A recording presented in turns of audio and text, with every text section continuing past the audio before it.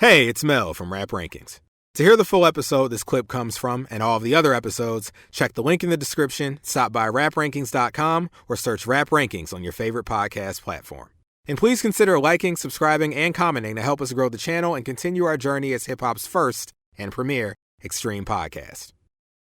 All right. If so what's the scenario, the hip hop debate game is not the right sponsor for Rap Rankings. Nothing is. The creator is back in the building for the first time in man. I was just talking to him, before we went on air. It was the Mobb Deep Hell on Earth episode, which was, I think, end of 2023 or top of 2024. It's been some years at this point. We've heard from him on the hotline. He ain't been ghost. It's been over 2 years. Yeah, look. Yes, gunshot. That's all I was waiting for. Gunshot. I feel like that passage of time make you hit that Kevin Hart. Damn. We ain't mean for it to be that long, but we all fighting. We all fighting through various screens in life. But we back here once again. We got the sponsor in the building. Y'all give it up for him. Okay. Yeah. What's up? Honor and a pleasure. Right. Honor and a pleasure, fellas. For us too. Absolutely. Look, we're just glad you didn't drop us as someone you wanted to sponsor during this hiatus, Shit, I'm glad you didn't drop me either, motherfuckers. Listen, we're not dropping you. Listen, you've been riding with us for too long. I'm going to tell you right now, the only reason we couldn't play, we was going to record us playing the game when we was in Chicago. You played it. That's all that matters, bro. You played it. That's all that matters. Listen, we had to listen. At one point, I guess this footage is going to come out. I don't know. It's a lot going on with all that, but we was up there. I got over my fear of Chicago. We all know I ducked in New York, but I have officially, I'm proud to say I no longer duck in the streets of Chicago. I used to go there and have panic attacks. You ducked at one point? Oh, absolutely. I went to Chicago in 2014. My homegirl was staying somewhere and she was like, oh yeah, be careful walking around the Latin Kings. And I was like, the Latin Kings? And my nervous system started glitching out. I had a panic attack. I didn't realize until later that I was having a panic attack, but I ended up driving out of town. Didn't tell nobody. And they're like, Melvin, where'd you go? I went 45 minutes outside Chicago. I went to sleep in the Walmart parking lot in my car where I felt safe. Okay, it was too much. It was feeling like Gotham City. I had to get the fuck to make you have to get up out of there style. Okay, where's that ODV drop at? Okay, that shit was If you crazy. can't handle Chicago, you definitely can't handle New York. Because Chicago, we know about that city. They want to be New York. It's like you go there. New York. You go there. It's like fucking New York with like bumper lanes or training wheels. Ain't no damn Chicago. All of them big cities to make you have to get up out of there style. Except for San Diego, which is that's all I know. Is my favorite city, but I don't know these days. I might have to. I don't know if I can go back there. The block is hot in San Diego right now, so listen. We are in New York tonight, okay? Because that's where Cobb was from. Brownsville, to be exact. Yeah, that's right. And this is track 5. And our album's always going to do better when we're in New York with Moles. Probably New York Moles. You grew up fighting in Queens, as the war goes. Can I get the go New York? Go New York. Can I get that real quick? Oh yeah, for sure. You can get that. Absolutely. Listen, I want the Knicks to win it all. I want to see that. I really want to see that. Okay. Listen, the Knicks, they're a good team, better than they've been in a long time. Kai is a great New York rapper. Go New York, go New York, go! Go New York, go New York, go! We're back on track. We're back on track. Back on track. Okay. All right. We just got to bring it home. Before we get into the track here, though. Yeah, track 5. Track nothing 5 is. I need to know, Kenny. Yo. What brings you here today? Why Ka? Why the Knights Gambit? Why nothing is? Hulk Hogan voice. Why, brother? Why you want to be on this track, dude? Okay. All right. I gotta. Okay. First of all, I can't even go forth without saying rest in peace to the good brother Ka. R.I.P. One's in the air. Absolutely. Yeah, one's in the air. August 31st, 2021, I tweeted, Ka has crept into my top 5. Mm. This is about 2 or 3 weeks after he dropped A Martyr's Reward, which I've been using the Rap Rankings rating system to rate some albums. I think that is my favorite Ka album. So shortly after I heard it, I'm like, yeah, this dude he solidified it in my eyes. So to go to the story of Ka, I'll describe Ka a little bit more. Ka is, I would compare him to The Revenant, DiCaprio, The film? The movie. Yes. Yeah. Also comparing to the movie I actually just watched last night before preparing for this, Train Dreams. That guy. How was that? I haven't seen that.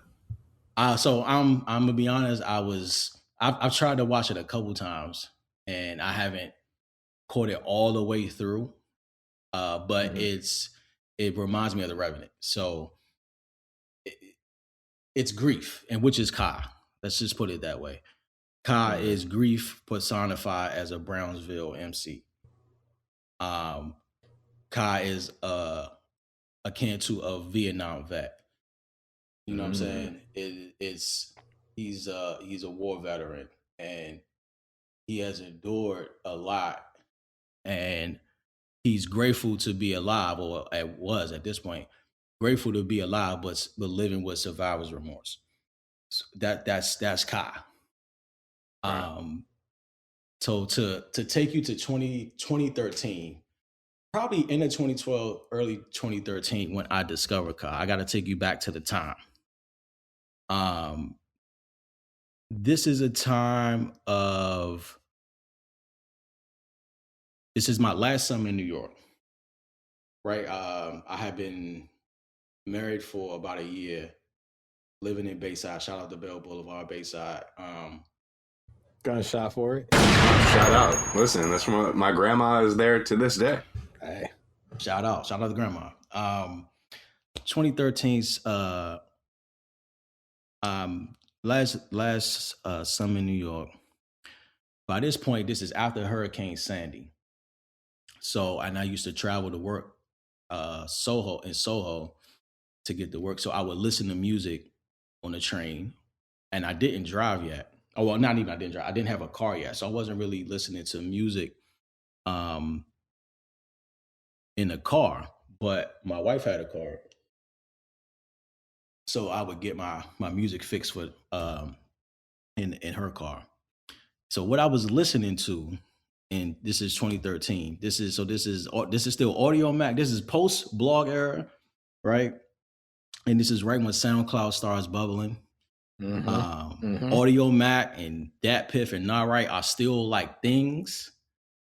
And streaming is just starting. This is before Apple Music, so streaming is just starting to become a thing with SoundCloud. And what I was listening to at the time, Nipsey had just dropped. He was. This is like of the time of him dropping. He would drop singles on Twitter. And I can't remember if I downloaded this directly from his Twitter or from like Nah Right. But he was dropping what would eventually be Crenshaw songs, Face the World, Respect Your Passion, Ninth Wonder. So I was like Summertime in the Cutlass. He was dropping that. And this is when I just started becoming hip to Nipsey. And interesting about that time, I discovered Ka around the same time, and they both wind up being in my top 2025 as it stands today. So that's pretty interesting. But other than that, Big Crit had dropped Can You Remember the Time?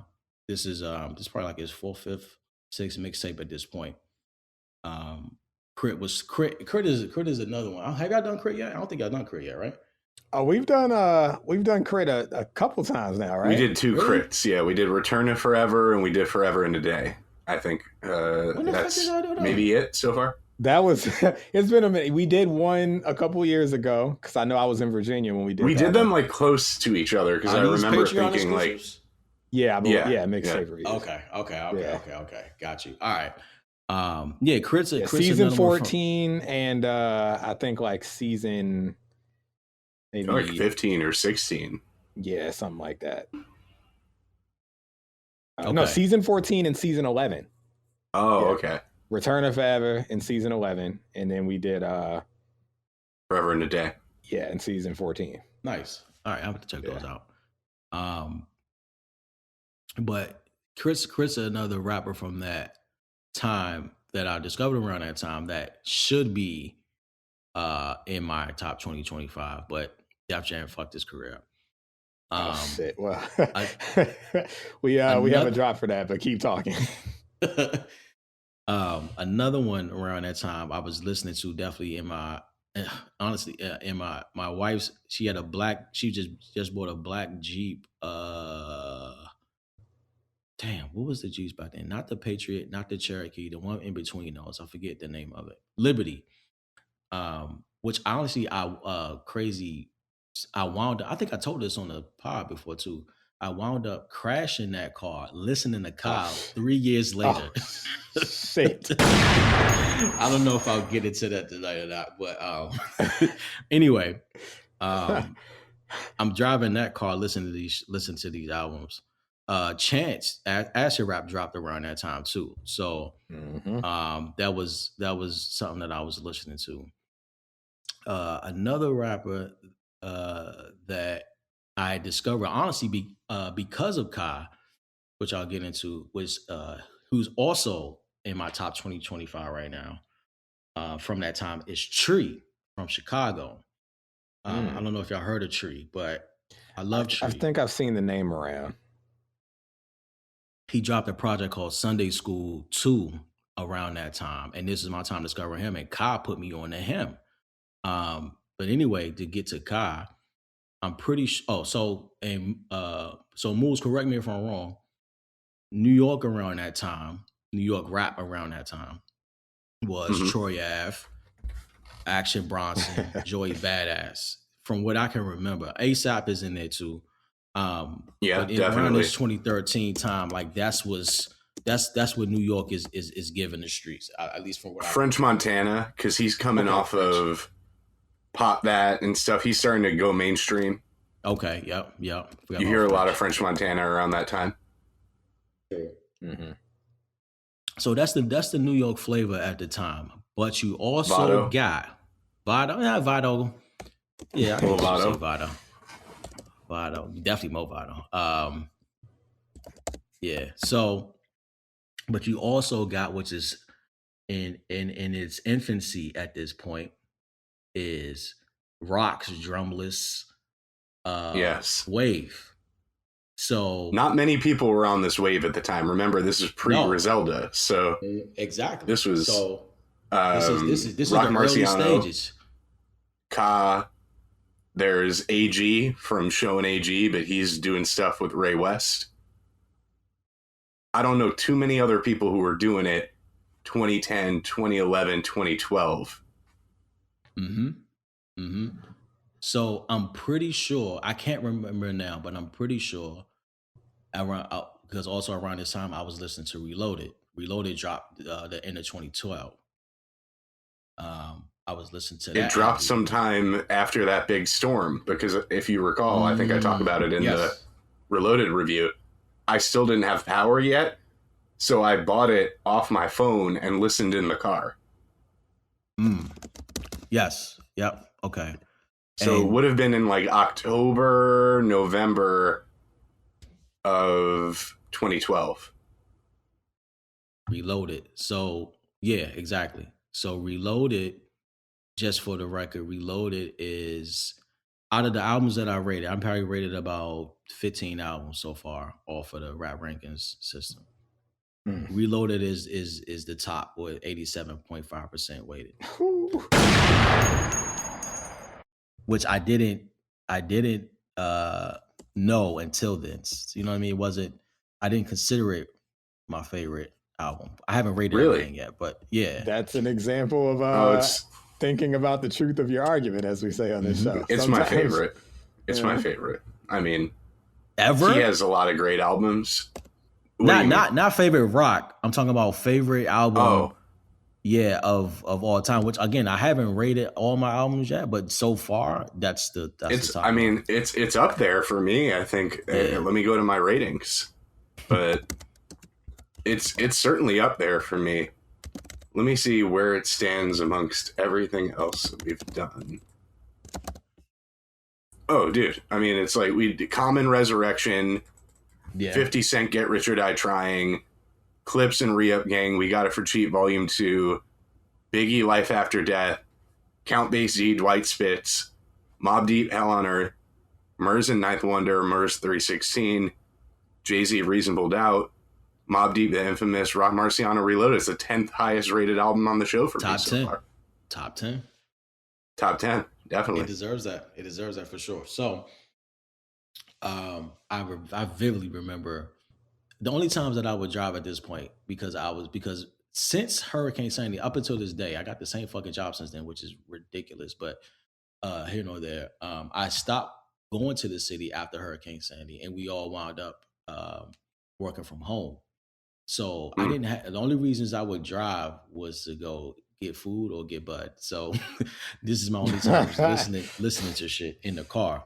But anyway, so I vividly remember listening to Reloaded around this time. And I'm pretty sure this is where I heard Ka for the first time, Non-Spray and the other track.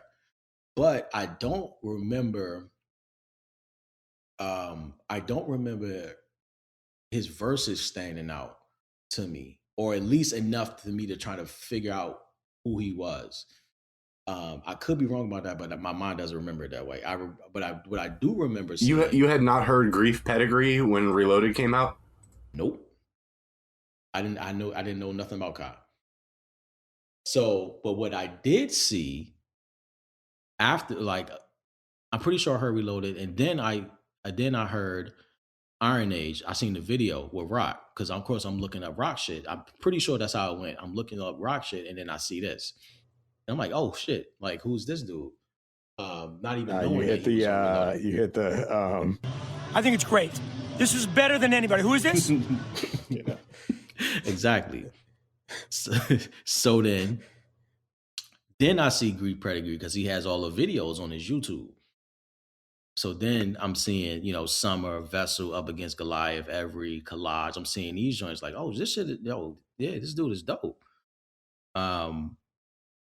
So I start following him on Twitter, and he put me on to Tree, and so I'm listening to Sunday School, this mixtape from this guy before Nice Gambit comes out. I'm only listening to Grief Pedigree. I didn't like on the YouTube. So then then Nice Gambit comes out. And I'm pretty I bought that on my wife's iPad. This is this is before the streaming, and he didn't have his shit available for download. So I had to copy from the actual music Apple iTunes shit. And I guess now I can get into the album. Thinking about it now, when it came out, it was I thought it was dope. I thought it was better than Grief Pedigree. As I've been listening to it this past week, I'm not so sure of that now. But when it first came out, I was like, all right, this is dope. But he got better as time went on. So his production got better. His bars got more dense. He got more granular in his story and how he wanted to approach stuff. His concepts got tighter and more singular and linear. But this, as I've been listening to it, this is his I made it, and if nothing happens after this, then I'm gonna throw all these elements in there, just so you get a full like spectrum of what I could have done, kinda. I feel like his production isn't all the way there yet. I feel like his he's kind of laying it out as opposed to like his next album after this is Dr. Yam Low, which is crazy, like specific and follows a real focused theme, and it keeps going after that and after that. Like even some of the skits on here aren't that like all his skits aren't chess based skits, and Right. all the songs aren't chess based songs. He still has braggadocious bars, just about being a good rapper here. He actually even has some clunky bars, I think, which I haven't heard, which you don't hear going forward as he gets more like burrowed into his whatever his thing is. For example, and this could just be me, but like Peace Aki, I feel like is, and I know this ain't the song that we talking about, but Peace Aki is one of those where he's still doing his braggadocious rap shit. I hate the bar like I'm too fly, choose Kai exit selection. Like I hate that. I don't know why, but it's like, all right, bro. But it's him still, well, not him, but him like, all right, this is going to be my project where I'm going to let you know that I'm a dope MC, but I'm also going to give you the story, and I'm going to experiment a little. Like tracks like Off the Record aren't tracks that you'll hear in his later albums because he gets really focused into what the concept of the album is, and you don't hear as much like I'm the nicest type of bars in his later shit. It's all about, again, him just existing with the grief that he has to carry, and and that type of shit. I'm interested, Mel specifically. Is this your first Kai album? So I talked about it in info. I'm gonna tell you. It's funny. I first heard him around the time period you were talking about. Shout out to my man Crash Prez, Michael Penn II. He I think he called me one night. We might have been on Skype. This is like 2023. I'm in college, and he calls me. He's like, "Yo, you got it." He had me watch a video. Forget which video the song was for. No, it was Our Father. Oh, okay. He had me watch a video for Our Father. Yeah. And he was like, yo, this dude is crazy. And I remember being on the phone with him. I'm watching. I'm like, yeah, dude is nice. He's nice. And then I went and heard All of the Night's Gambit, like that same night. And that was my first exposure to Kai.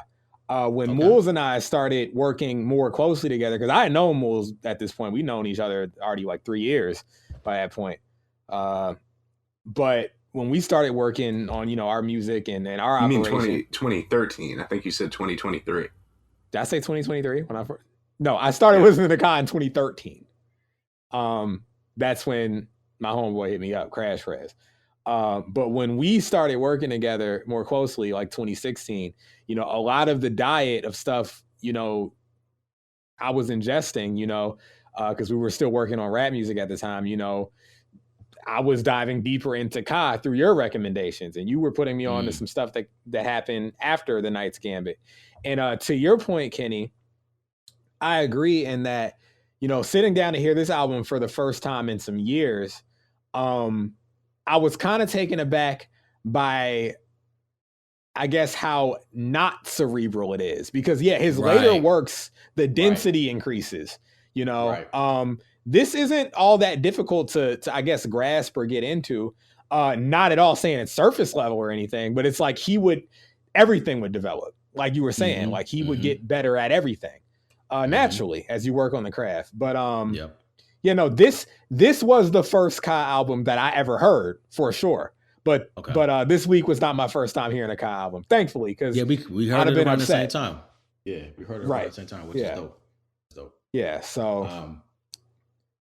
I guess it was just breaking out in general around that time. So it's right. He got a lot of buzz with the Grief Pedigree album in 2012, and he had an album before that as well. But Grief Pedigree was the one that like got write-ups and blogs and stuff like that. Mm-hmm.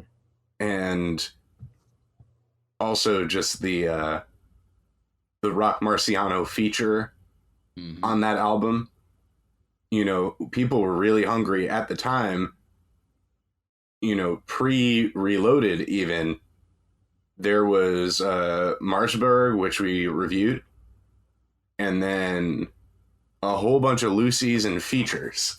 So anyone that like Rock would do a feature for, immediately it's like, who are they? What do they do? Exactly. How close are they to him? You know, was this like a feature for hire, or was this a feature out of, you know, genuine like mutual appreciation? Mm-hmm. Yeah, it's you know, it's so interesting, man. Rock. It was rare. Just any new Rock Marciano verse was like very exciting for people at this time. It's so crazy how much his branches like expanded because and it's funny, I was just watching a video of Iron Age today and just looking at how fucking bony he is, and like you could tell like this was a hungry Rock, and how through him I learned about Ka, and through Ka I learned about Westside Gunn, and they're all you know, and then the whole movement comes from that. So like all of that is extended from Rock, and to see it now was crazy. But if you wasn't there in the beginning, you wouldn't, you know what I'm saying? Like he doesn't get the notoriety that he probably does, because you had to be hip to it back then to know, you know what I'm saying? Like to know where this shit started from. I do think it's important we start with an album like Knight's Gambit. Grief Pedigree could have worked as well, because as Kenny was discussing, like the next album, Dr. Yenlo, which is a masterpiece, by the way, is based on the film The Manchurian Candidate, the original one. And Dr. Yenlo, I'm almost positive I said this before, but it was track 10 on Dr. Yenlo where I crashed the car. Oh shit! You want to talk about some? Hey man, that was like really, you know, the shift from like Ka 1.0 to Ka 2.0. For and sure. Since then, what does that rank for you? Which one, Yenlo? Yeah. Top 4. I mean, I really like the early stuff. So Grief Pedigree and Knight's Gambit are top 4 for me. Yenlo, Descendants of Cain. Okay. For the 2.0 stuff. Got it. Martyr's Reward. I'm a big Descendants of Cain guy. I like Descendants of Cain. That's definitely my top 4. Martyr's Reward is my favorite right now. It's been my favorite for a while. There hasn't been a bad one to me, you know, so it's kind of I still have to sit. I could go either way on any given day. I got to sit with the last one more. The Thief That Sat Next to Jesus, I think it's called. Yeah, I got to sit with that one a little more. He went rock with the beats a little bit, and I'm like, I don't like so. But anyway, we ain't talking about that. We talk about Knight's Gambit. So yeah, we've convened here. We've got your story now. I think it's time for us to rate this thing. Yeah, Nothing Is track 5. For me, produced by Ka, right? Yeah, produced by Ka. Nothing. I don't want to talk about me. Kenny, would you like to provide your rating first? Yeah, I'll do it. I'm still teetering on this as I speak right now. And the reason why, okay, so this is the end for me. This is the end of a nice 3-song suite. I honestly don't start the album. I start the album at Jungle. So that's just me. Y'all, at this point, y'all would have already rated it. One, They Know What It's About, and Our Father to me are 6s. And it's mainly because of mainly because of the beat. I can't like the beats. Again, to me, I still feel like this is his production is still like he hasn't got it all the way yet. I actually like those two tracks more than the last two tracks that we heard. Really? Yeah, I like the first two tracks more than Jungle and Bearing Likeness. Wow. Okay, I'm gonna hit the buzz for Kenny on the first two. You know, but you're it's here. just the instrument. Yeah, it's just the instrumentation. I feel like his production wasn't all the way there yet. But I mean, of course, Card's gonna give you a hard verse always. You know what I'm saying? But I had to be honest. I had to be. You know what y'all say is I had to be. Think about the truth of your argument. I had to think about the truth of my argument, man. I had to think. And there's no sacred cows, okay? Yes. When I listen to the album, I go to Jungle. You know what I'm saying? Like, so with that said, I feel like this is the end of a nice 3-song suite. Bearing and Likeness, I like the beat more than the 3. But Jungle was so nice. So I'm gonna go. So nothing has the lowest beat of the 3, but Nothing Is might have the best. The lowest in terms of like its mellowness or your enjoyment. My enjoyment. Okay. But it might have the best verses. So, do I like the beat more or do I like the verse? It's hard. So, all right. So, what I'm going to do, I'm going to give it an A-. All right. Moles and Kenny connect. Oh, is that right? Moles and Kenny connect 8-. Ding Me Baby. All right. Nice. Okay. Well, let me get beat up. Oh, we know what that is. That's the Mel side. Fuck. No, don't be so quick. I like it. Don't get me wrong. Okay. Actually, Right. You picked my favorite song to come on for, Kenny, on this whole album. Ooh, wow. I'm going with the 7, flat 7. Oh, Jesus. Man. Yeah, that's I not So your highest rating tonight's going to be a flat 7. Look, okay. Hold on, y'all. Hold on, hip hop. All right, don't look. Them tomatoes look real right. Okay, before you throw them at me, you might just want to sit. Hold on, I'm explaining myself, and you'll be like, okay, all right, I see where Mel coming from, and you chop up tomato, put it in a salad or something, and everybody go home happy. Here's the thing. A lot of what you said, I agree with. There are later albums that I've heard from him that would be my chosen Ka albums. Revisiting this after hearing those feels like a step backwards. And I went to revisit some stuff, to make sure I felt that way. This is my favorite song on the album, though. It's my favorite beat so far next to Our Father. So to hear that, like, you wasn't feeling Our Father beat is interesting. But here's something we connect on. You said something earlier when you were like, he raps like it's like a Vietnam vet type of demeanor. I wrote in my notes, no cap, Vietnam War type beat. There's doubt and danger, what would I say?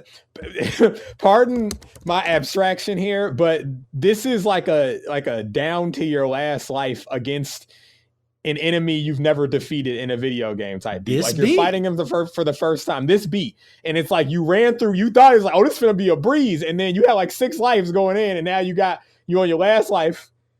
And I feel like it fits that opening soundbite, though. You got to risk losing. You got to risk everything. You got to go to the edge of defeat. That's where you want to be, on the edge of defeat. Yeah. I really like that quote because I feel like in a lot of ways, especially as an artist, I've lived that lifestyle. I've had that. Is that fresh?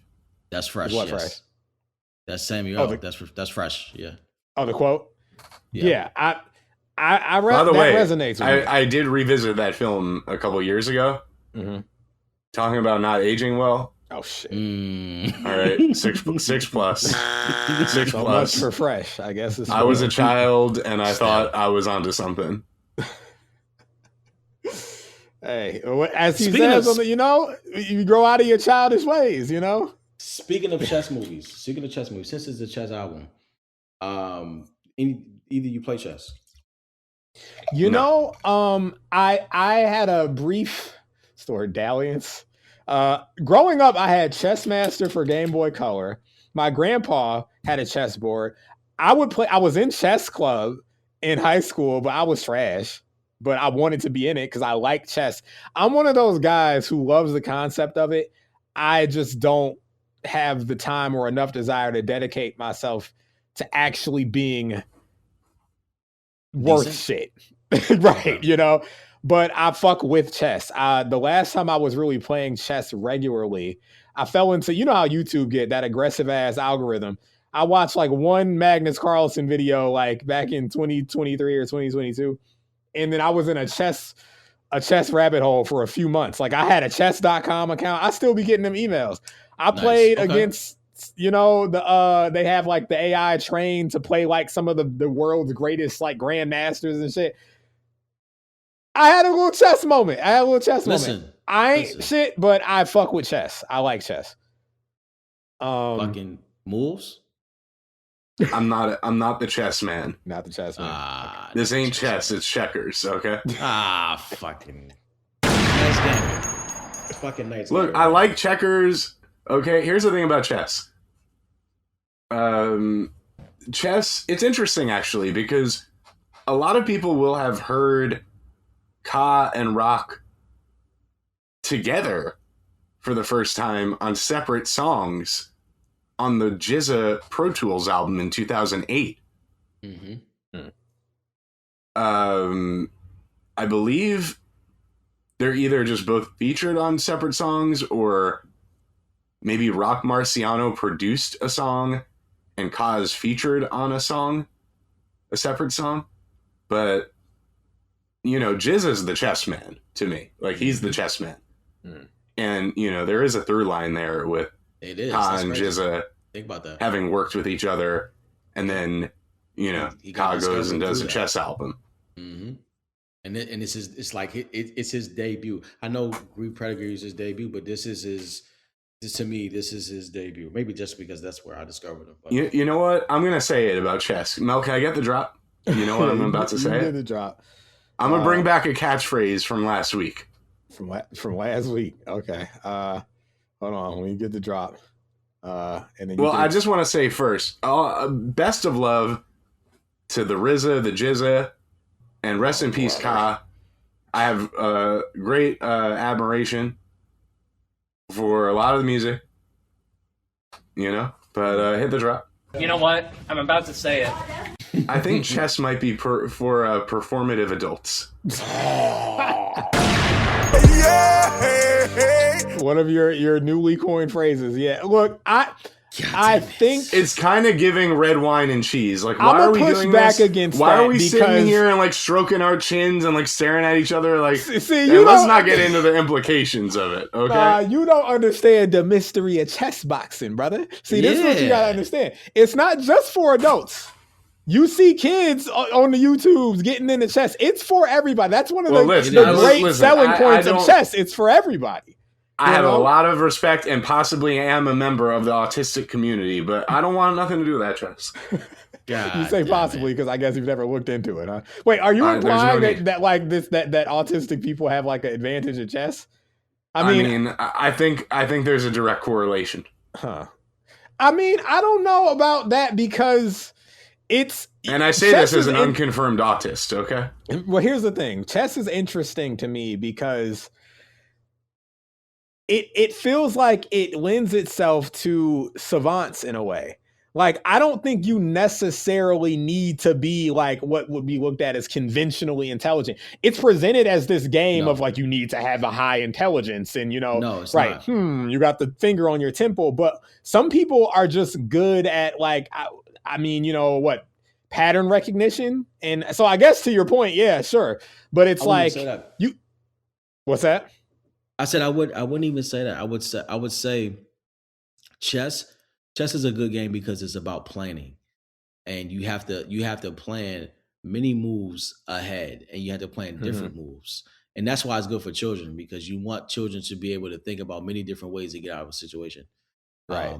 For that, exactly. For that alone, that is why chess is the superior game, because you want to be able to think your way many different ways out of a situation. No, superior to what are we talking about exactly? That checkers? Just board games. Board games. Oh shit. Oh, you're putting it up against Monopoly now? Well, no, I'm not. No, I'm not saying that but no, I'm not saying that. But I mean, I guess checkers. I don't know. Against fucking board games. It's the fucking. I mean, fuck checkers. I'll let checkers. I'll let checkers fall to chess if it means protecting some other assets. You know. But Monopoly no. Monopoly no. Hell no. Are you kidding me? And also, my aunt's dad, because that's not like my grandpa, you know what I mean? Mm-hmm. But my aunt's dad, we would go over there sometimes for like Labor Day or whatever. He's a great. He had this chessboard. Like what's that? He's a great uncle or some shit like that. He's my great uncle, exactly. So we would go over there sometimes for holidays, and he had a chessboard. But, like, it wasn't a board. It was, like, the table was the board, and it was in the living room, and these pieces were, like, animals. It was, like, lions, and they were, like, little and I'm just like, who the fuck do you think you are? Like, who the fuck do you think you are? As a kid, you're thinking this shit? As a kid? Yeah, I'm like, what the fuck is this shit? First of all, I never see anyone playing it. I think I may have asked one time, like, can I play? And he was like, no, it's like very expensive. See, now that's a problem. Don't just right. It's very expensive. Yeah. Then don't have the pieces out there. Put them in a case. Like what the fuck is this shit? Well, Charlie Murphy said, Chappelle, so put that shit in the box. Okay, don't put it out there if we just not gonna be able to mess with it. You know. Forget about Monopoly. I'm here to discuss Risk, the game of world domination. Okay. All right. And that game is about planning. That game is about planning, and you got to know 10 steps ahead. And pulling out of certain situations, and you know, I gotta tell you, the amount of Risk I've played, I'm better than the president. I'm better than Donald Trump. I'll play some Risk. I'm gonna play some Risk. Okay. They could put me in that seat right now. I do better than he's doing. Well, I could put a lot of people in that seat right now, and they do. Okay, fair point. But listen, this is what it is. Okay, I respect Ka as a chess player, but there's a lot of people out there stroking their chins and touching their temples and staring at each other. You're like, what are we doing, guys? This is ridiculous. Here's the thing. Listen, and chess is New York. Go ahead. No, chess is New York. Come on, you can't Central Park. Chess is New York. I agree. Yeah. Central Park is New York.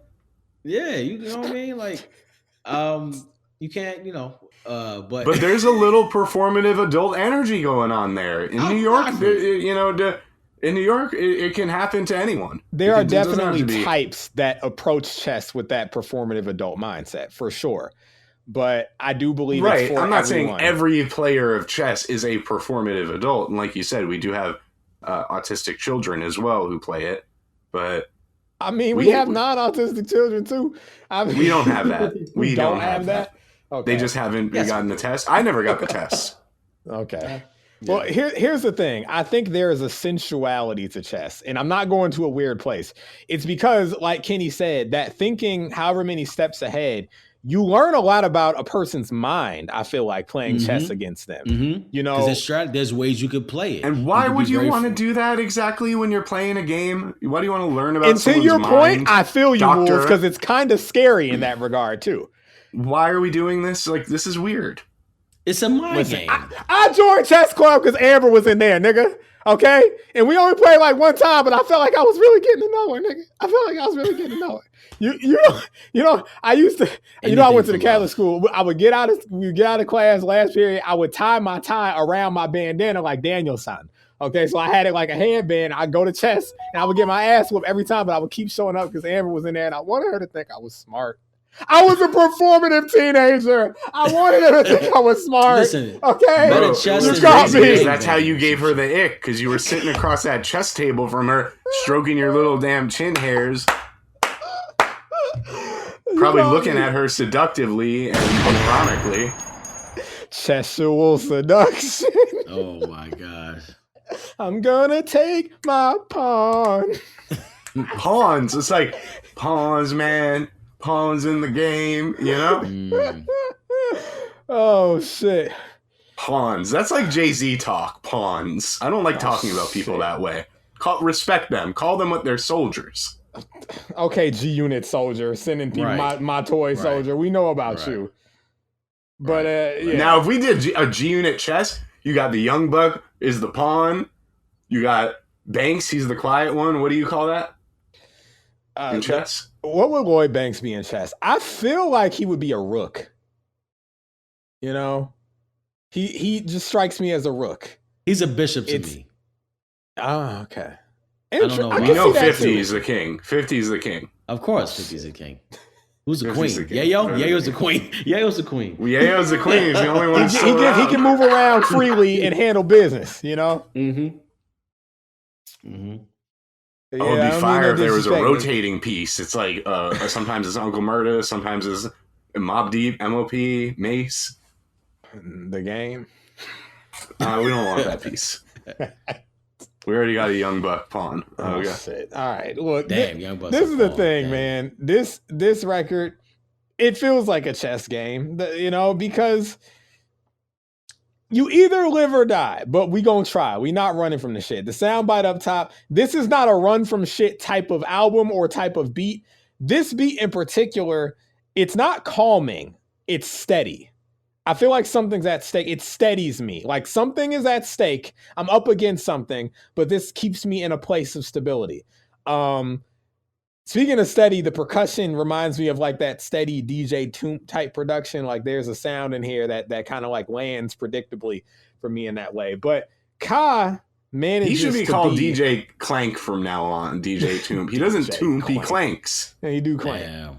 Or tings a lot, you know. There's nothing wrong with clanking. That's not an insult. I love DJ Toomp. Oh, clank. But he should be called DJ Clank. When a nigga, Clank is bad. It is clank. When a nigga had to take a shot at the part, that shit clank, you know? Exactly. That Jay-Z say hello exactly to the bad guy. You'll hear that clank all in there. Well, yeah, I like that clank in there. G on the shoulder, you got clickety clank, man. I mean, clickety clank. Clickety clank. Clickety clank. All right. Yeah. I love clickety clank. Okay. Yeah, Moore's gonna get in that seat. He's gonna take over for that man that's currently there and gonna do the same shit. We love clickety clank. More beats need clank. Okay, we know about you, Moore. All right. This is the thing.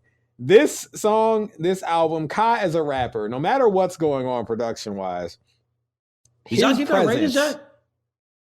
Did we? Moose, you get? Yeah, we did. Mel? Yeah, y'all get A-. I got flat Moles 7. And Kenny Connect. A-. Flat 7. This is like, all right. This is like my second favorite song on the album. Right. I'm the son of a bitch giving it a flat 7. We know about me. But it's your favorite. It's your favorite though. It is my your favorite. I picked the right one. Cool. Yeah, you picked the right is one. It Kenny? Is it your favorite? So it is tied as we currently stand. It is tied. It's tied with Born the Likeness. Okay. Yeah, I think you call it Bearing the Likeness earlier. Yeah, he says barring. Because it's 2 R's. So it's barring the likeness, yeah. Barring the likeness, yeah. Yeah, you know, this is the thing about Ka. No matter what's happening, his presence, his voice, he will become the center. He's never going to be an afterthought because the weight in his voice, it's commanding. It doesn't have to be loud. It's not boisterous, but you can, like you said, that grief, that weight. There's a story. There's in a his presence voice. to him, and he doesn't have to raise his voice, which is impressive because let me paint it. Most rappers have to. Right. There is 9/11 smoke in this man's breath. Okay. Wow. Like, that's the way to put it. That's in this man's breath. You know what I'm saying? The grief of situations like that is what you're hearing. He says it all the time. You know what I'm saying? Yeah.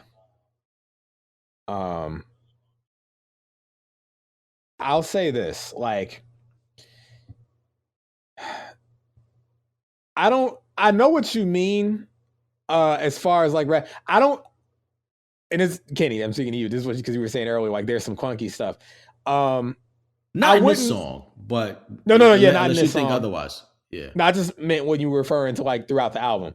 I wouldn't refer to it as, I guess, as clunk. For me, it would just be, you know, he would develop as a lyricist to where he starts reaching that level. It's like, oh, okay, you really every bar is like, oh shit, like every bar. Yeah, it will reach that point. But he went from being like a potent lyricist to like a poet laureate, basically. Right. That's how I view him. Yes. Yes. The language reached a point where it's like, holy shit, like I'm listening to one of the premier lyricists, you know. But there's still stuff on this album that means something to me, even if it's not like the most grandiose, flowery statement. But you know, deal with too much real to ever speak make believe. My pen will be the panacea. They straight disease. I love. I mean, I'm sure a lot of people would feel like they relate to that, but too much real to ever speak make believe. Listen, that's a man with a code talking. You know, this is not him doing it for like he has to. There isn't a choice. That's what I really truly love about this song so much. Why it's an 8- for me. Why it's such a favorite on this album for me. Just the simple sentiment that's expressed in the chorus here. If this ain't meant for me, nothing is so powerful to me. It is. I cried at work a little bit. I did. It's the statement on the album that, in and out of the context of the song, holds the most weight for me as a person. Same, actually. That is the defining statement of the album for me. Like, especially me. Oh, go ahead. He at this point, he's 40. He's in his 40s at this point, I think, or are really close to it, and he's just now getting to the point where he says it in the beginning, like I forget exactly what he says, but it took a long time to get here. Like it took a long time, bro. It took a long time to get to where I'm at. And I finally here, but at this point, people could have been gave up. People could have been, been like, all right, fuck it, I'm gonna, whatever, do this and that and that. I mean, look, he had his job. He was a firefighter. Yeah. Like he didn't have to do this, you know? Yes. And he got better from this point. Way better. And he was great here. Right. He's already, in my opinion, a top 10 MC of 2013. Yeah.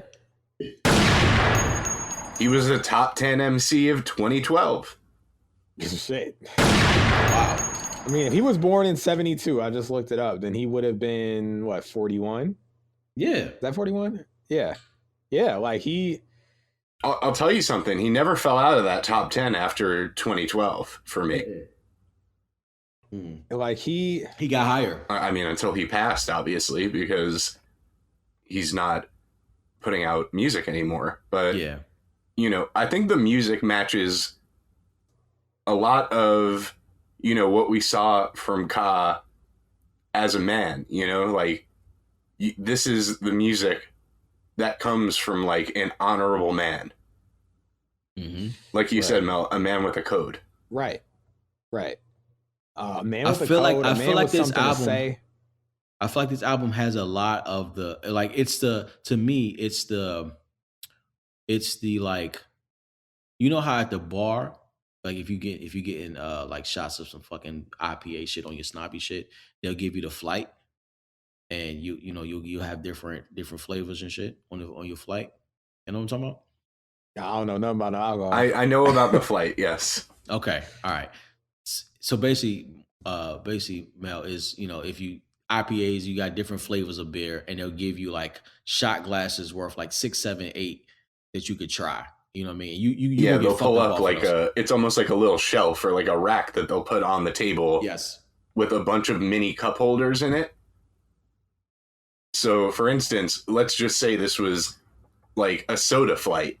You'd get like Coca-Cola, Diet Coke, Vanilla Coke, Cherry Coke, so on and so forth, in each cup.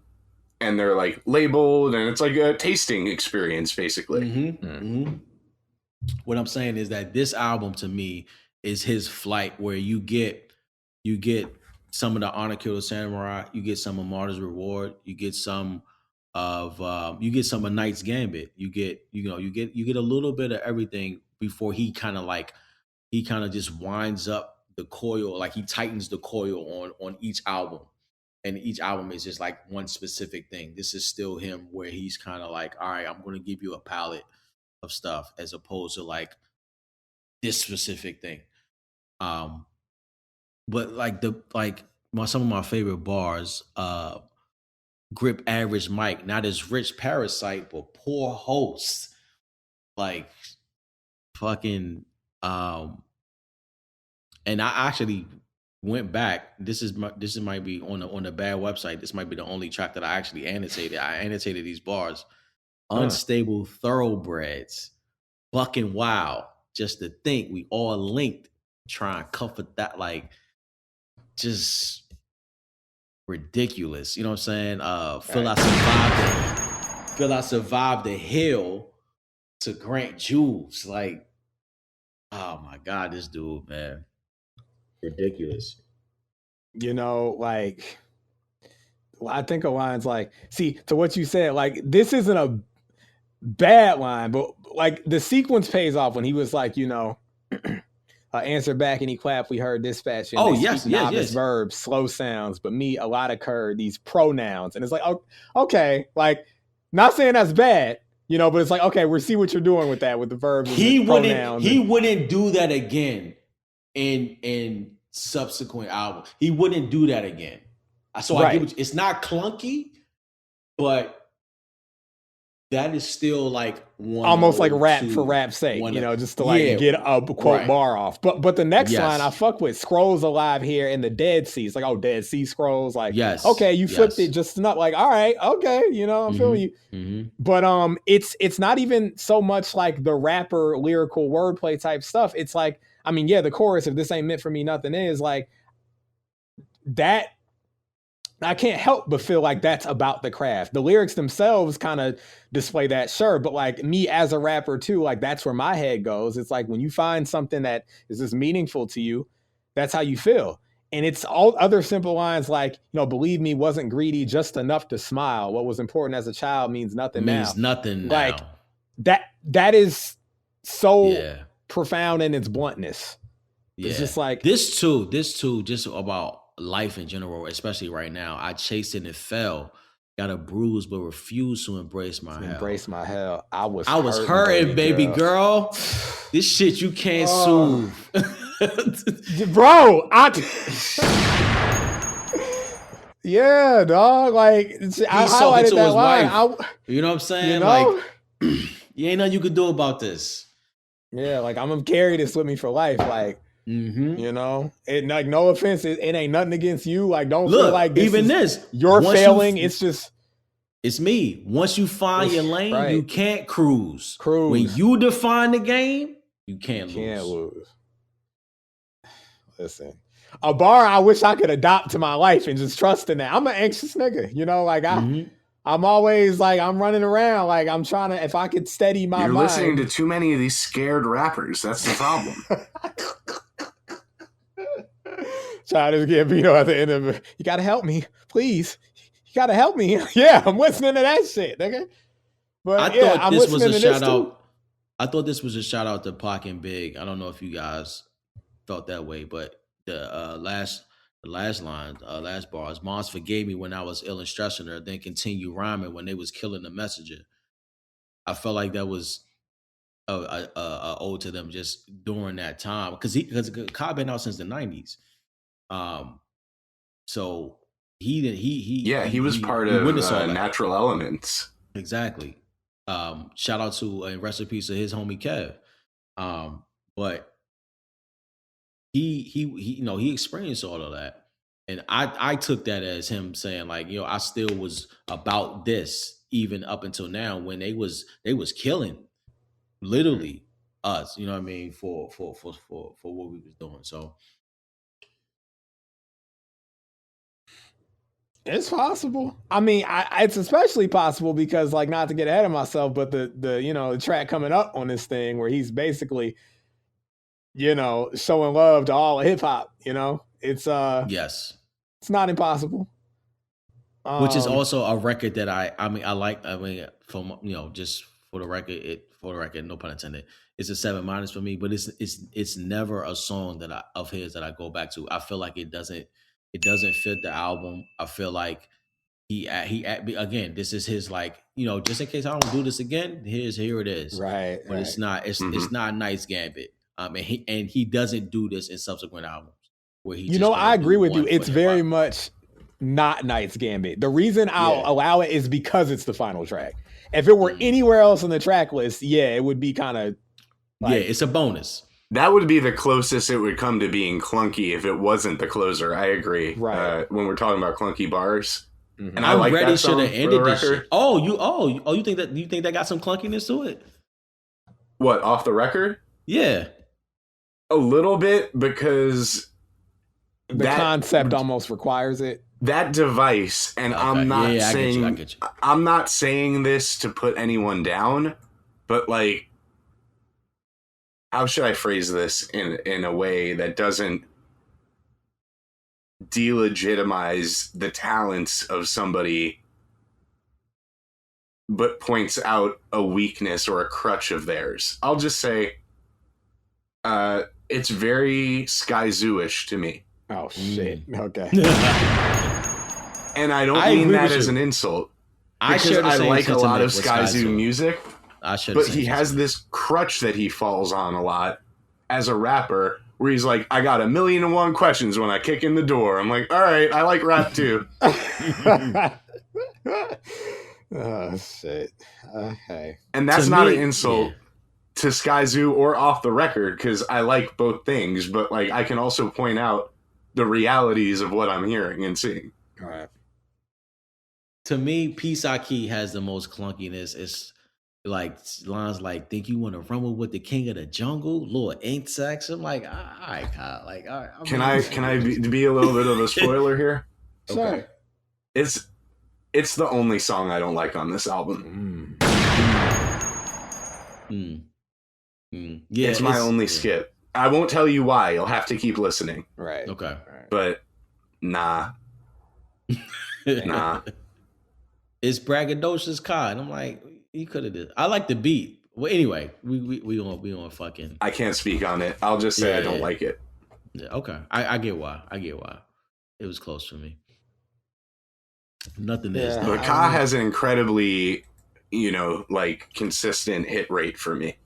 Yes. I don't think there may be 1 or 2 Ka albums that are not Record Club, in my opinion. So if we're just looking at raw scores, Ka is a top 20, 25 of all time to me.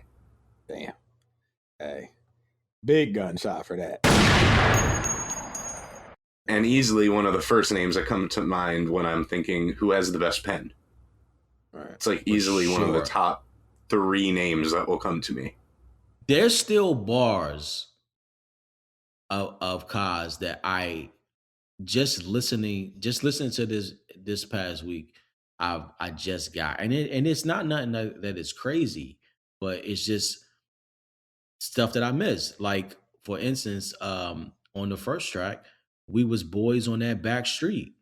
Don't sing it, better bring it so we pack. I didn't get the Backstreet Boys thing ever. I didn't get it until this week. I didn't get that. Well, and to his strength as a rapper, if we can go back to Off the Record again. Mm-hmm. Off the Record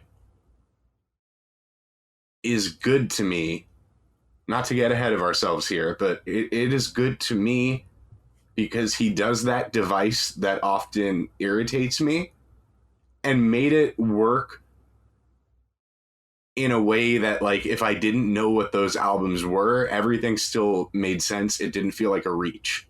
Yeah. Yeah. It's a good song. So I appreciate that. Yeah. Like, the clunkiness is in the device, not in the actual writing. Right. I find the device to be a bit of a gimmick. Again. Yeah. What is Poor Thoughts? Or do I not have a song on an album we're reviewing right now? Poor Thoughts? What's that? I don't know. It's on the bad website. No, you can't trust that website as long as the bad website. Is this like a vinyl? Oh, it's only available on the physical copies of the album. There you go. Oh, so it's a bonus track. I've never heard this. I'm actually I never heard that either. Yeah, I never heard that either. Interesting. You know, Kyle was very intentional. There's not like a ton of Lucy's, and very much operated in his own world. So like outside of Rock Marciano albums and that one Jizza album, there's not like a ton of Ka features to go through. No, very selective. He worked with Navy, Navy Blue. Navy Blue, yep. Yeah, but other than that, I don't really know. Yeah, he was to himself. Another bar that I didn't get until this week, from Jungle. Just again, real simple, but real tough to get geared up. No makeshift gear shift. Like I didn't fucking get that until just now. Like today. I mean, look, I'm today years old when you connected that for me. Yeah. It just sounded good. Right. Like, dude was ridiculous with his shit. And he put me on to a couple. He put me on a Tree. He put me on a Nicholas F., which I eventually heard stuck. And, that was a Rap Express. So, like, shout out RIP to the original Rap Express, or at least what it was for a time. He put me on it's back and better than ever, baby. Okay. Yeah, I'm with it. He put me on the West Side Gun, and through West Side Gun, I heard Fly God and I heard the whole Griselda because of Ka. Griselda, and then he brings in Makami at one point, Boldy James, Rome Streets. That was Ka would tweet. Still got Cooks now. He would tweet like, "Yo, this is some shit y'all should check out," and I would check it out, and it would be dope every time. So I would like one of my top 5 regrets that I will have forever is not meeting this dude, because I had not going to one of those record meetups, right? Yeah, not going to one, because there was a couple of opportunities. Like he was doing this shit back then when Nice Gambit came out. He would just be. I had 2 opportunities to do this, potentially Grief Pedigree, but I didn't hear about that album until after it came out. Night's Gambit, I was still in New York. I could have went to, I think it was like outside of Fat Beats or something. Right. Could have went, didn't go. I don't remember why. Probably to fucking do some bullshit with my friends. Exactly. But, yeah, definitely a regret of mine. His latest release, the Divas NXG, like he did some shit in the city. I was just watching my kids that day, and it was raining, and I was like, I ain't gonna go. Like, it's raining, fuck it. And the dude dies like 2 weeks, like a month or 2 Yeah, later. you think, I'll catch him on the next one, hopefully. Exactly. It's like, what the fuck, man? And to that end, I feel like with Ka's music, being that he was so consistent from album to album, it's almost like I sometimes feel like, and this is a good thing because it's going to lead to years of rediscovery, but sometimes I feel like I took the projects for granted. It's like, oh, another excellent Ka album in the record globe, on to the next one, and now there's no more on to the next one. In fact, I don't think Ka will probably be one of the few rappers to not have a posthumous album. Yeah, nah. I think he's done. Yeah. I think this is it. Yeah. So this is what we have to go off of. And I'll say there's projects I spent more time with than others. So, there's always that time to go back and rediscover, because I think there's just so much richness in the text. Exactly. I'm still discovering shit today. Ka was one of the few rappers that I actually purchased their music. I purchased Night's Gambit. I purchased Martyr's Reward. I purchased, I think it was a couple of ones up until I got to streaming. He was one of the few. I'm like, yo, nah, I'm gonna go buy his shit. Yeah, man. It's this is so going back to the album in general. This is I think this is the ending of a 3-song suite. I feel like just my opinion, because I'm not gonna do the whole shit with y'all. I fucking hate Soapbox beat. I fucking hate it. Wow. This might be a 5. This might be a 5. Shit. The song might be a 5 or the beat. The beat, but the song is not. But the beat, you like the song, or the beat kills the song for you? I like the song, but it's not a takeaway because I hate the fucking beat. You know what? You kind of. Here's the thing. I like the song, but like, what the fuck is that, Kyle? You know what it is? It's that fucking guitar. It's Kaz Cashmere Thoughts. And thank you for saying that, because Kenny, I feel you, because I'm feeling that. This is that Gator music. This is that fucking crocodile. It's that pimp music. It's that like BB King's Blues Club bullshit. Like, you know what's going on. I'm all for it though. You're always all for it. I'm always all out on it. To me, it's the worst. It's the worst Ka and Rock collaboration that I've heard. It's like, and it's because of the beat. I love the distortion thing that he does in it, but it's like, yo, what the fuck is this beat? Like, I'm not mad at this beat. What are you talking about? Wonk wonk. Fuck that It's shit. not wonk wonk. It's wonk. and then it's bunk. Like, no, man. Okay. To me, it sounds like some like 70s porno music, like something you'd hear in the background. Oh shit! Knighthood is another one. Knighthood's another one. Ooh, no. Fuck don't talk shit. shit about Knighthood. Don't talk shit about Knighthood. Get out of here with that fucking beat, man. Oh man! So rest in peace. I can't believe the way these men are talking about you. Listen, he said in the song, some criticize the rhymes I agonize over. How dare you? We criticizing the beats, okay? The beats, not the rhymes. Not the rhymes. So to me, this has a nice 3-song suite in the beginning, and then after Soapbox and Knighthood, it ends with a nice 3-song suite. With 30 Pieces of Silver, I'm Ready, and Off the Record. I'm Ready being I think the best of those. But yeah, man, it's a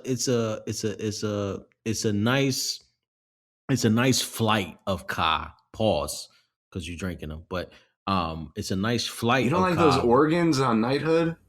That the ooh, I don't like that. Nah, I don't. You don't like the ooh? Nah, I don't like that. The ooh was great to me. Oh, yeah, it's great to me. This shit's great to me. It's good to me. Yeah. Well, I mean, shit. Oh, I still got this drop loaded in here. This is for Big What's Crit. the next Kenny appearance? What's the next Kenny? Next Kenny. Hold on. That's Styles P. Kenny. That's we need Styles that drop. P. Styles P. What's Styles P? No, that's a Patreon. That's a Patreon. That's it. Oh, you were asking. I want to get on it though. It's Jason the Gentleman, right? Hey, yo. Jason and gentlemen. Yeah. Well, I would like you to be on it, but there's going to be scheduling conflicts with that, I believe. Okay.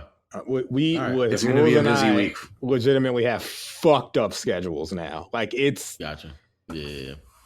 So we're trying to get guests on only, the non-Patreon stuff.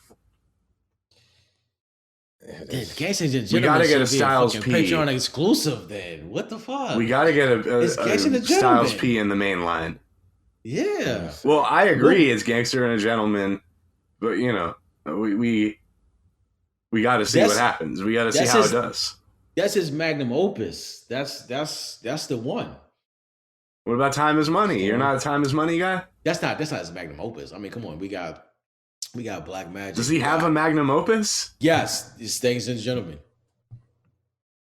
Nobody believes me. You know what I'm saying? You know what I mean? Like, I'm a rough rider. I'm a gangster. Look, I've been trying to get it in a season since Good Times. Listen, I've been trying to get that album in a season since season 13.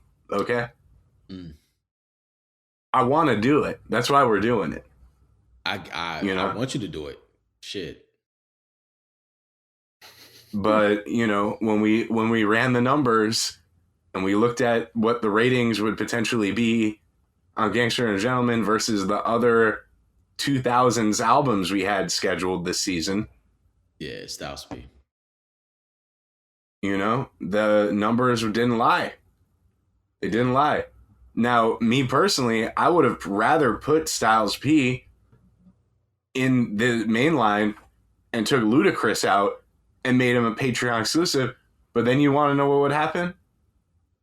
What would happen? Kenny, the sponsor, a guy who sponsors our show, would call us and be like, you guys keep hating on the South. Why is Ludacris Patreon exclusive? Well, let me get on that Styles P.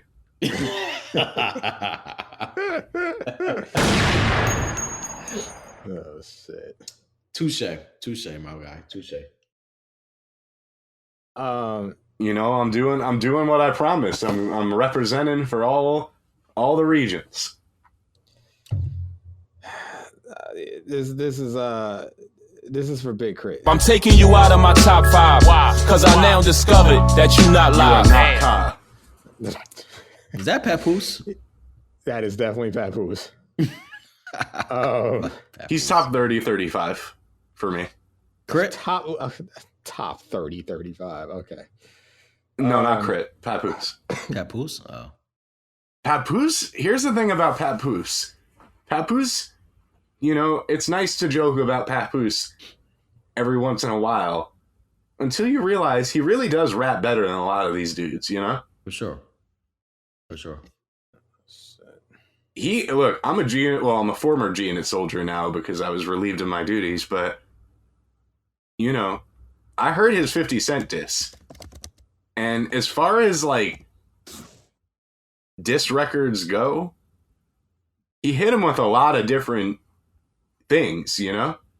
It was a hit, okay? They weren't expecting it. And 50's definitely too big to be responding to Papoose out here, but it was a good diss. He got him. What did the homie Herbert say back in the day on the SOHH forums? He owned them with the facts. Who the fuck is Herbert? It's George's friend who would be on the SOHH forums. Okay. Owning people with the facts about how Nas was better than Jay. Got it. You got to own them with the facts. Papoose was owning 50 with them facts. Okay. All right. You want to hear it before we get out of here? I'm gonna put it this way. Oh, I see what this is. This is J Mel over here. I don't think we should have battles anymore. No, it ain't J Mel. Listen, don't get me started on that nigga, cause we already we can't talk about him. You know, he got his fucking levers he can pull and you know, get us blacklisted. We can't talk about it. We just know he's a disingenuous fuck in every word, in every manner. Okay. He don't care about my nigga Drake. He don't care about Kendrick either. Okay. He cares about himself. What are you talking about Drake for? I want to hear Papoose. You don't want to hear Papoose. I want to hear the 50 Cent diss by Papoose, since 50 Cent thinks I'm expendable. It's too much hate going on in hip hop still. We got to drain the hate from the swamp of hip. Okay. We need happy songs. All right. Hold on. Real quick. What the fuck y'all think about just a brief synopsis of J. Cole going out and caping for this motherfucker Drake? Like, oh my God, I'm so mad that everybody's like the whole game went against them and fucking like, oh my God, like I just want Iceman to be the greatest thing. Like, bro, what the fuck are you talking about? Yo, Kenny, I'm gonna do something for you right now that I've never done live. This is an exclusive. I've never done this for a guest. Hold on. I just took a photograph. I'm going to text it to you right now, and it'll answer your question. Okay, hold on. I'm gonna hit you through the Google Voice thing. Give me a second. Google Voice thing. You know, because you're welcome on this show whenever you want. Obviously, I mean, I guess not with the Styles P because the scheduling conflicts, but you're always welcome, and you're welcome to ask questions like that because questions like that are important. We have an open door policy. There are no sacred cows on this show. Fucking cruddy. No matter what ends you're from, you can say whatever you want to say. But listen, Crow, I'm about to send this this message to you right now, and you can see how I feel about that. Hold on, Google Photos upload. Hold on a second. Yo, we don't really rock with Google no more. DuckDuckGo is the wave. Yo, what do you mean fail to attach an image? See, this is the kind of thing I'm talking about when That's I talk Rock about Nation. switching from That's Google. Rock Nation right there. That's surely Rock Nation at work. Okay, now they're letting me send it. I just sent it. Because now they want you to look crazy. Okay, I just sent the ting to Kenny. Let's see if he gets it.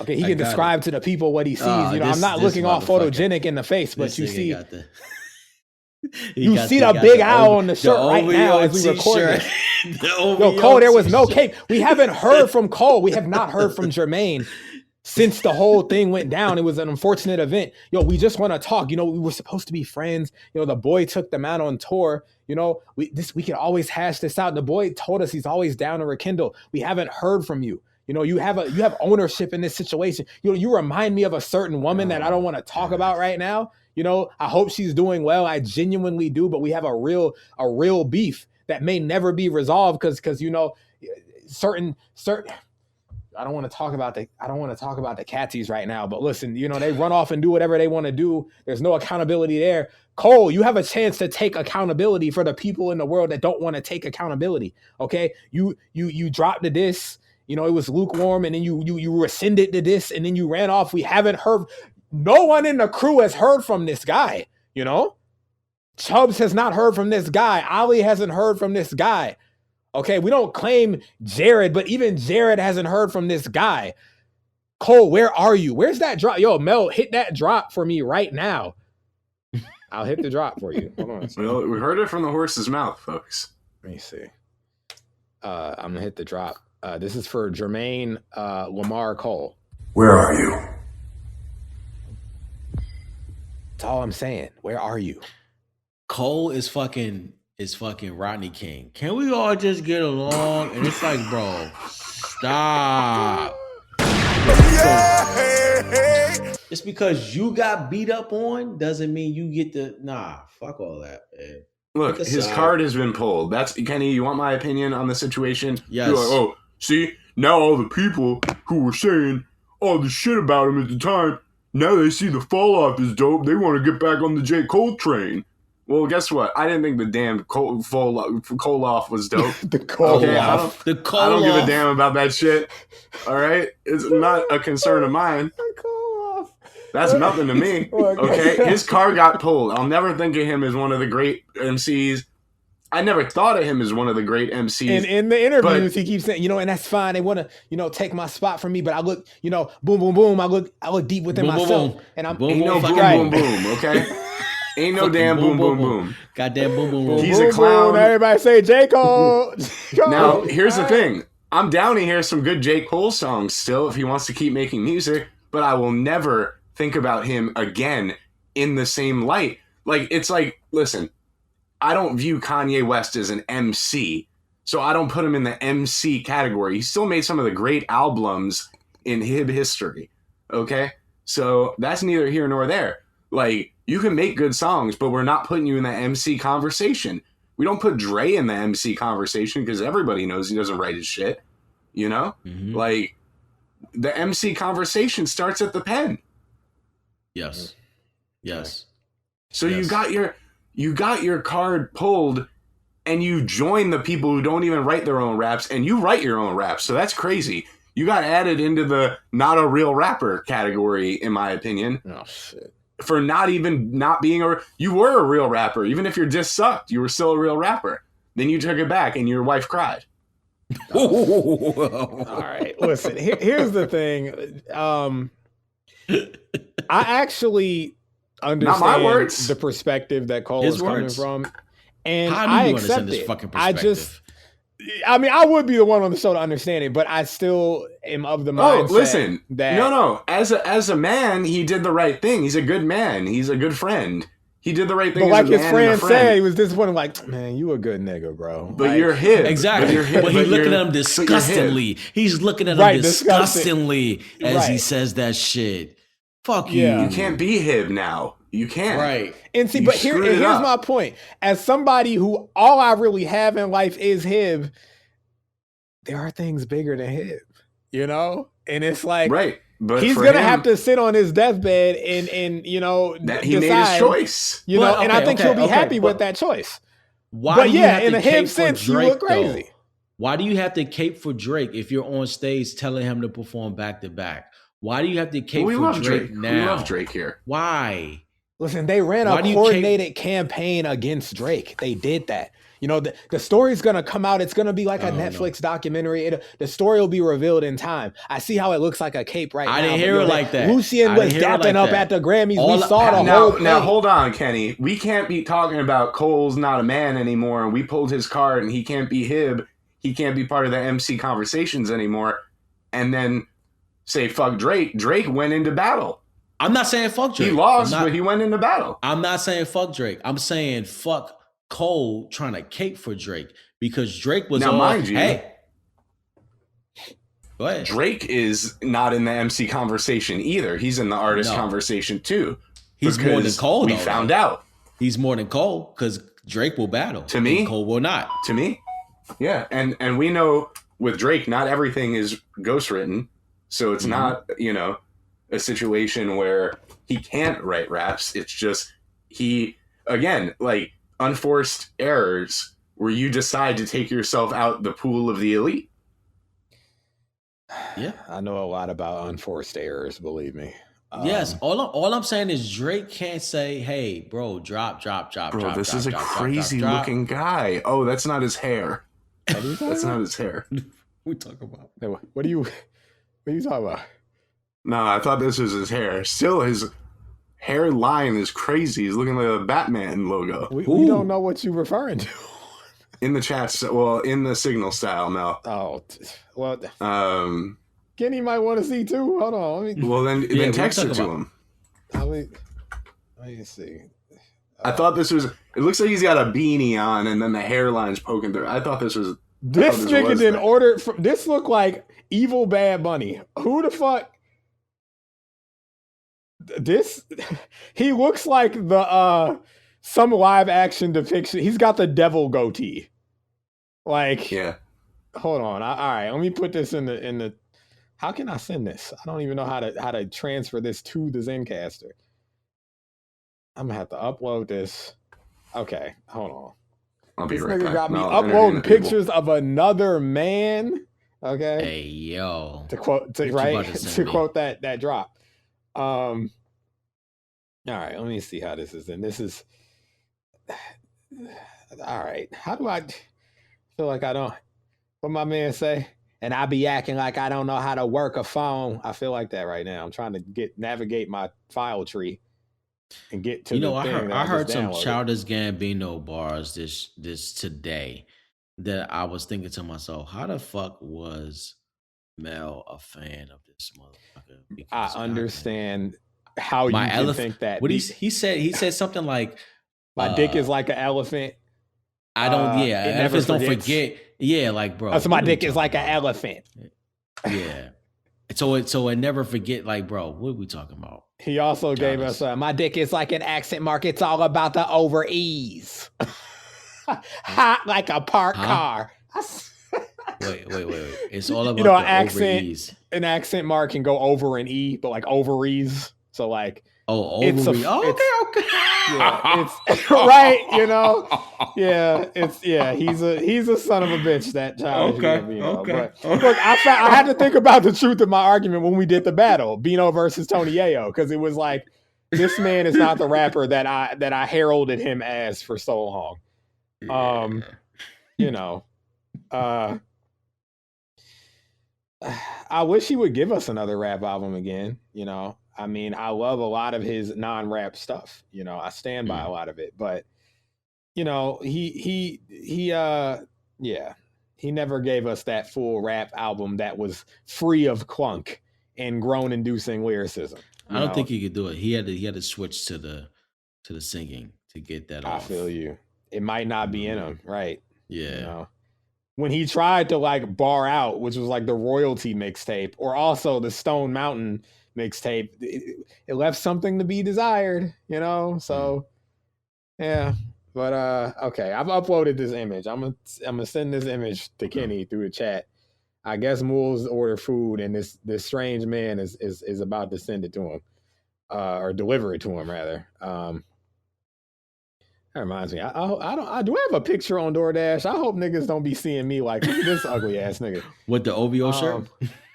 I need to let them know who's bringing them the thing. You know, it's not no waste man bringing you this delicious meal that you've worked hard for. Let me switch to my other Drake voice. There's a lot of people out there that work regular jobs that come to order food from you. And it's an honor to deliver that food packaged. It's coming to your doorstep warm, untampered with. We're not spitting in it. That guy looked like the devil. Yeah, I just dropped it in the Zencaster chat. I told you he got that face and that he looked goatee. like a younger version of the Sinister Minister. Okay. He's got the Vegeta hairline. I mean, shout out to Douglas. Shout out to him. You didn't read his phone number on the air, did you? No, I didn't. I just read his name. Nice. Yeah, he's a top-rated courier. We need to put some respect on this man. Well, I didn't get curry. I got something else. What you He got? may show up to your door talking about, enjoy your meal, Kakarot. But, Got some mashed potatoes here. Oh, this nigga's trying to eat on air. All right, folks, this was salad. Nothing is. This is okay. The lemon vinaigrette. And Maldo he gonna desubscribe from the Patreon. You trying to chicken. Eat potatoes in his ear. You making me hungry, nigga. I'm poor. Hold on. What's the meat? Pause. Right. Oh, it's like a southern fried chicken. Okay. All right. Okay. With a mashed potato. Okay. To quote my brother's dad, niggas love chicken. So yeah, that certainly describes me. Okay. Folks, this was the Track 5 COD Nothing Is review. Mools is eating chicken. He is not a nigga. When I return, I will no longer be eating chicken. I got a couple more questions. Talking about, hold on. Yeah. Okay. No, by all means. Dedication 5. Where did you download Dedication 5? DatPiff. This came. I remember because it was like an exclusive there, right? Okay, I thought it was DatPiff too. Moves. It had to be probably DatPiff, right? Probably was like literally like waiting on a countdown that ended, and then no link showed up, and I just sat on the page for hours. So DatPiff was still a thing around this time. I just wanted to make that clear. Yes, DatPiff was still a thing. Dedication 5 was downloaded there. I'm pretty sure Crenshaw was also downloaded there. Nipsey Hussle, Crenshaw. So after Kai came out, Dedication 5 and Crenshaw was what I was bumping. Just wanted to throw that out there. Dedication 5 is not perfect, but it's way better than 4, and it's got some of my later career Wayne highlights on it. It's one of my favorite Wayne mixtapes is Dedication 5. I'm glad to hear that because I feel like it's unappreciated. Too many songs. He got some bangers. Yeah, for sure. But it's some shit on there. Yeah. Yeah. RP to Young Scooter. Wayne did Columbia. He killed that shit. But yeah, Dedication 5 was dope. I feel like for Kai, after this album, Honor Killed a Samurai is where he fully got into his bag. Honor Killed a Samurai. We almost did it. What you mean? Oh, the Honor Killed a Samurai? We almost did Honor Killed a Samurai. We were gonna do that. Okay. What was it called, Mel? Rab donuts or something. The hell are you talking about? Oh, the dozens. Dirty Dozen. The dozens. No, yeah. There you go. How would this fit? How would this fit in that?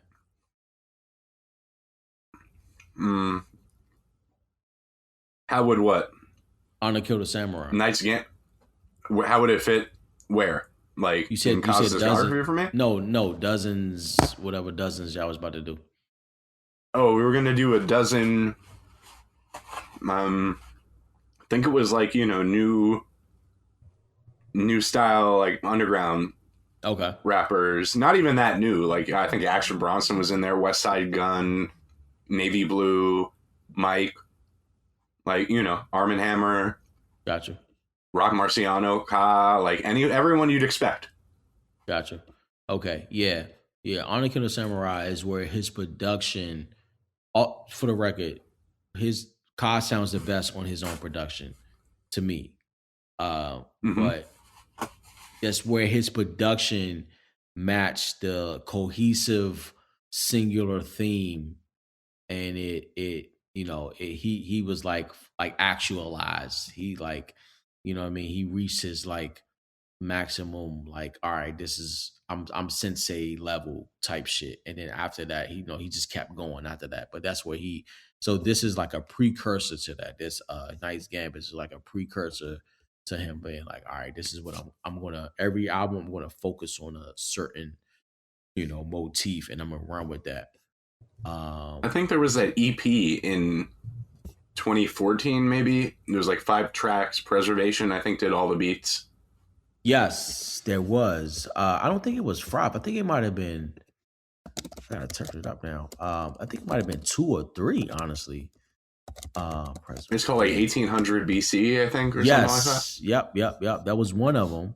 Hold on. 1800 BC. That was one, and then there was a Superfly single. Oh yeah, Years was the other one. Years.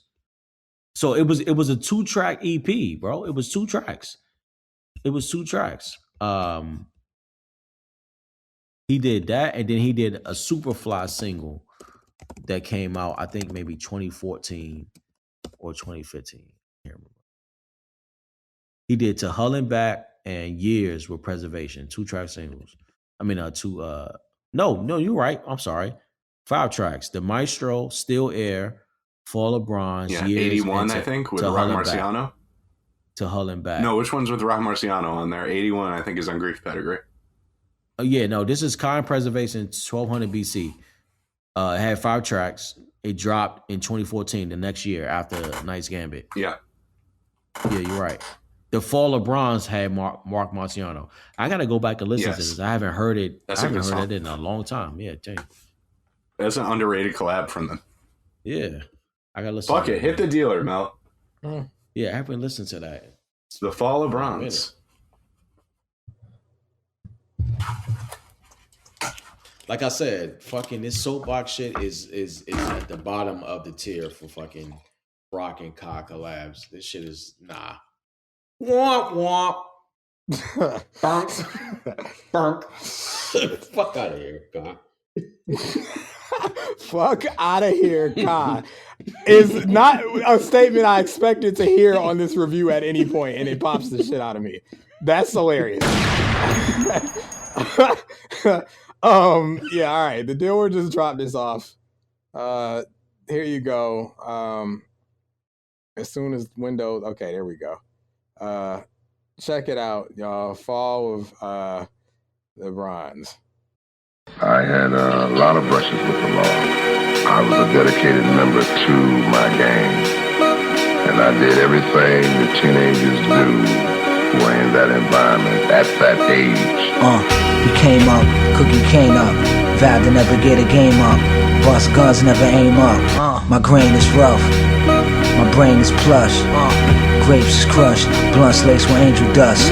Play the angles, throw slugs in the air like singles, a light trinkle. The presidential face I might sprinkle at. You already seen what the men do. Pimp suit, gators, cement blue. 10K for the choker, let it choke out. Control the brain with no MK Ultra. Play the Copacabana, Fendi bandana, Philander. Big dog minus the pet dander. Cuban link the pet panther from Maleta, New Hampshire. Smoking cancer with the enhancer. Getting pampered out in Tampa. Florida got the formula.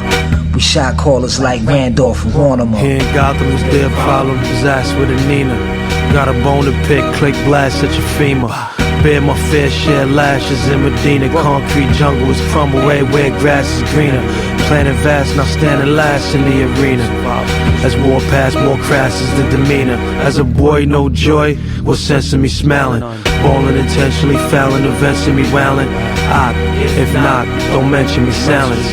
Nice in the life, smite, no empathy, valence. On the cusp, got your trust, the part is a crime. But we're moving to morally, loyalty's harder to find. Hug the snub, romance in the laser scope. No man's an island, I'm just trying to stay afloat. Better tread, hence the dead son up dead. Wet up trying to get a leg up like a pin-up spread.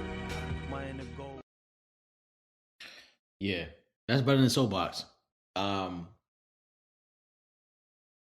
hope Metal Lungies comes out. I think that's what it's called. Or is it Metal Iron Lungies? Clergy? Yes, Iron Clergy. Sorry, Iron Clergy. I hope that comes out. I would love to hear If it comes out, it's because it was made already. That would be the only circumstance I see it coming out. Which I feel like it was, but I could be wrong.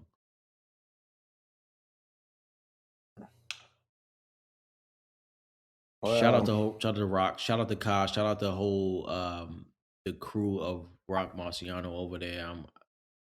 I'm actually cool with I think his name is Salim over there at Rock Marty's camp. I don't know what y'all think about Errol. I forgot what his last name. I like the album. Yeah, Errol Holden. Yeah, yeah. I'm digging the album. Also, his beef with Stove God Rock. Rock and Stove God kind of like subliminals going back and forth. His last album. Stove God is he's unappreciative. Yeah, absolutely. Because I wouldn't have heard of Stove God without Rock. That's the only word I would use to describe him. Yeah. Based on everything that, you know, I caught like little subliminals and things, and you know, it was given like Action Bronson talking about Ghostface, and it's like, respect your elders, you know. He said, "How you chasing all this clout, but you still out of shape?" Rock said this. I love Rock. Look, I'm Team Rock. I'm always Team Rock. What's going on? Yeah, we know. Rock Nation, that is. No, the fuck I'm not. All right. Oh. They ain't never gonna catch me throwing up the damn rock. All right. I'm throwing up you fuck, you can't even see it. I'm throwing up the 6 right now. You know what side I'm rocking with. Still. 6. You know? Do I not have that as a drop? That is, I probably should. I think you do. I think you do. Yeah. I feel like I should. The fact that I don't is crazy. What the hell was that? Is that a thunderstorm? Oh shit. I almost picked up Blood on the Sand today. Oh, the video game? Yeah, the PS3, but it's not backwards compatible with PS5, so there's no need. That emulator circuit, brother. I can hook you up if you want to know. Yeah, shit. But yeah. Nah, I ain't got this drop. But I don't anyway. do things that compromise copyright law. Oh boy. One of the funniest things you have ever said on the show. And with that said, Kenny, is there anything you would like to tell the audience? Plug, you know, anything you got going on? Just, you know. What I will do, because I won't be joining you guys for the whole thing, is I know y'all haven't. We about halfway, not even halfway through the shit, but I'll get my ratings for each song. It's already rated. Oh shit! Okay. So they know what it's about. You got your Mel. You got your buzzers and dings ready. The buzzer's ready. All right. They know what it's about. 6+. Fucking Our Father. 6+. Jungle. 7+. Barring the likeness. 8-. Nothing is 8-. All right. Soulbox 6+. Peace I Key 7-. Knighthood 6. 30 pieces of 30 pieces of silver is a 7. I'm ready. It's a 7+. Yeah, off the record, 7-. All right. Still a damn good. Jewel's got him there. All right, Jewel's I'm ready is better than Kyle I'm ready. Oh, shit. Wow. Hold on. Yes. Hold on. Wait. Yeah, you might be right about that. Yeah, you might be right about that. Yeah, you might be right. Yeah. I agree. I got Vertigo from I'm Ready, the Dipset version. Okay. They tried to box me in the corner for the longest. Yeah. How did you ask? Oh man! All right. Well, Mel, we gotta continue through the night. We do, and So, I actually Kenny- gotta go to sleep because I gotta fucking go to work. I feel so fucking old and adult saying that. That's I've never. Well, this felt, is later than it's weird hearing you say that at the end of a recording, right? but we usually don't finish this late. It's 9 o'clock here in California, which means it's 11 o'clock. It's 11:04. But Champaign, it's just, Illinois. It's 12 it's for me. just weird to hear myself say, like, I gotta go to work. Like, I officially now feel like the adults that I would hear talking growing up. And I used to be like, damn, sucks for y'all. You know? I'm working like crazy I've been working like crazy, but I'm working like crazy over the next 3 days. We're going to try to record part 1 in like a brief window of time I have on Friday. So hopefully this episode comes out on time. I think it will. Because we give up all our free time to do it. So, all right. Well, it's been real. It's been nice hearing from you, Kenny. It's been a minute. Yes, you're welcome back whenever you want. Except for Styles P, right? Except for Styles P on Patreon. Yeah, let me know the schedule. I'll see what resonates with me. What? Oh yeah, what's the next Kenny? That was the question I had, Mel, before we move on. Oh, man. Which I got coming up. You're scheduled for something. Like something that's P probably happening this year. Ain't no Styles P.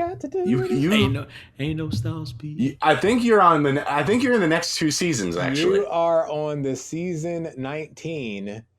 Oh, okay, season 19. Do or Die review. Do or Die, yes. Nice. Okay. There you go. That's mainline, right? Yeah, for sure. It's gotta be. Yeah. That's where I will make my argument that It Was Written is a bite of Do or Die. Wow. I want to make that argument. Or at least that Nas was inspired by Do or Die to make It Was Written. Well, folks, later this year, all right, Kenny will return. And we're going to talk about all things AZ, Do or Die, Nas. Okay. Whatever you can think of, we'll talk about it. All right. Kenny, thank you once again for taking the time out this evening. Absolutely. Again, rest in peace to Kyle. Well, I'll leave the Rad family with a quote from Kyle from I'm Ready. Pray my body stay on pace with my will to conquer. I think Kyle always knew that his time on earth was finite and that he was appreciative of the time that he had, and he did the maximum especially with his career. I think he did the maximum with what he had with his time, knowing that it was going to be finite, whatever he succumbed to, which I can only assume had something to do with his time as a firefighter, but who knows? But with that, rest in peace to the brother. He earned the space and a spot in my top 10 and in my top 5. And I'm forever grateful for the work that he's put out and his contribution to the culture and his ability to inspire me as an MC and as a man. So rest in peace to him, and be I love that. Inspired by the work that he has put out. One of the greatest guest spot statements, actually. I wish we had something more delicate and like loving than a gunshot. You know. Well, you can lower it a little bit. No, because then I think that fits Ka. I honestly think that fits Ka. Like he said, right. You know what I'm saying? Like he, you could find his guns in the river. He said that on his album at some point. Like that fits. There you go. And I also hit this. Oh, so that was real. That was real. But yeah. Rest in peace to Kai, and we will see y'all in the next track. Hey, it's Mel from Rap Rankings. To hear the full episode this clip comes from and all of the other episodes, check the link in the description, stop by raprankings.com, or search Rap Rankings on your favorite podcast platform. And please consider liking, subscribing, and commenting to help us grow the channel and continue our journey as hip-hop's first and premier extreme podcast.